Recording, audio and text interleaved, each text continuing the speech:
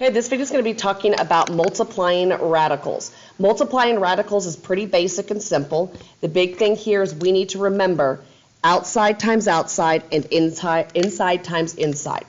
What that means is the whole numbers get multiplied together to create the new whole number. The radicands get multiplied together to create the new radicand. So here we don't have any whole numbers. So we have a 5 and we have a 2. So we're going to multiply those together. And what this ends up looking like is 5 times 2, giving us the square root of 10. Here we do have a whole number. We've got the 2 whole number, so it's going to, there's nothing over here to multiply except for a 1. So that 2 will stay there. And then inside the radical house, we have a 5 times 3. And this will get us 2 square root of 15. All right, let's look at what happens on this next one. Here we don't have any whole numbers. So we're just going to be multiplying the radicands.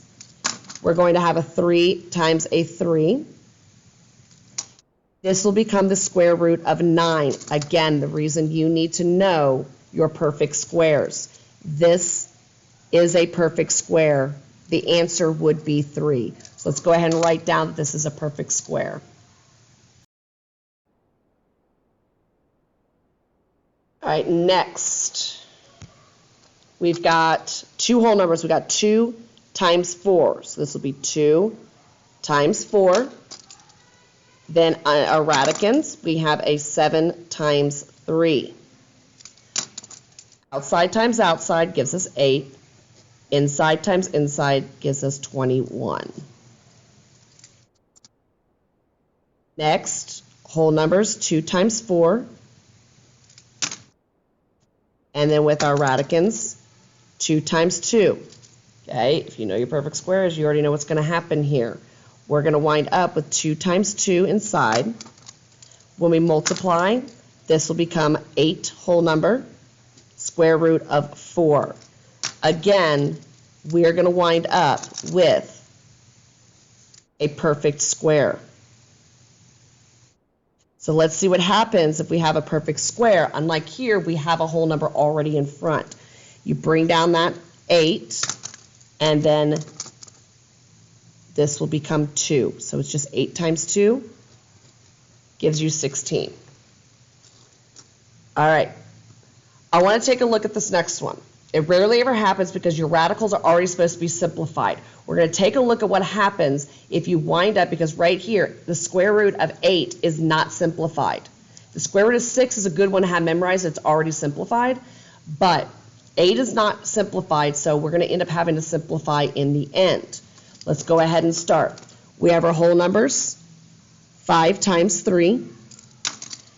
And then under the radical sign in that radical house, we have 6 times 8. This will become 15 square root of 48. When this occurs, we need to understand this is not, I'm going to change my color. So with this not simplified, we need to go and we need to simplify it. Again, I'm going to stick with the division tower. I'm going to come all the way down here. I'm going to have 48. Again, we're going to start with the smallest prime number possible, 2. And we're going to get 24. Then we can still divide by the smallest prime number, 2, to get 12. Keep dividing by that smallest prime number. There's 6. Still divide by 2. And we get 3. When we're left with that prime number up top, we're done. Now, what we need to realize, though, just like with my video for simplifying radicals, we already have a 15 outside of that radical house. So we're going to set that 15 out here, waiting for anybody else that comes along. And then over here we can see that we're going to have a pair of 2's to join and another pair of 2's to join. Almost ran out of room. Everything multiplies. And then that leftover 3 is going to go inside. So now we multiply those outsides, and we're going to get 2 times 2 times 15. We're going to get 60 square root of 3. Okay, so there's your multiplying video. I will have a The next video that I have is going to be for dividing.